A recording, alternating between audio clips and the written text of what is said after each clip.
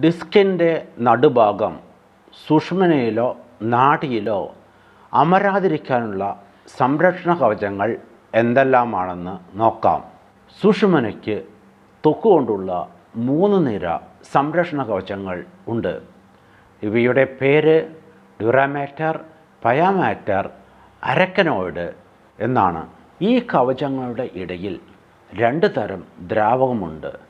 Cirrus fluid CSF സുഷുമ്ന കടന്നു പോകുന്ന neural കനാലിനും ഡിസ്കിനും ഇടയിൽ ഒരാളെ പിടിച്ചു കെട്ടാൻ തക്ക ശക്തിയുള്ള ത്വക്കുകൊണ്ടുള്ള ഒരു കവചമുണ്ട്. ഡിസ്കിനും സുഷുമ്നയ്ക്കും ഇടയിൽ ധാരാളം ശൂന്യസ്ഥലമുണ്ട്. ചികിത്സയുടെ പേരിൽ ട്രാക്ഷൻ പോലെയുള്ള പ്രവൃത്തികൾ ചെയ്ത് ഡിസ്കിൻ്റെ പുറമെയുള്ള ആനുലസ് ഫൈബ്രോസിസ് എന്ന കവചവും മറ്റ് സംരക്ഷണ കവചങ്ങളും പൊട്ടിച്ചാൽ മാത്രമേ ജെല്ലി പോലെയുള്ള ഡിസ്കിൻ്റെ ഉൾക്കാമ്പ് പുറത്തേക്ക് വരികയുള്ളൂ. മേൽപ്പറഞ്ഞ കാര്യങ്ങൾ അറിയാത്തവരാണ് കേട്ടുകേൾവിയുടെ അടിസ്ഥാനത്തിൽ ഡിസ്ക് പിടിച്ചിടുന്നതും ഡിസ്ക് തള്ളലിന് ചികിത്സകൾ ചെയ്യുന്നതും.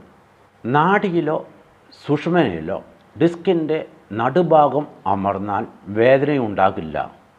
അതേക്കുറിച്ച് അടുത്ത വീഡിയോയിൽ പറയുന്നതാണ്.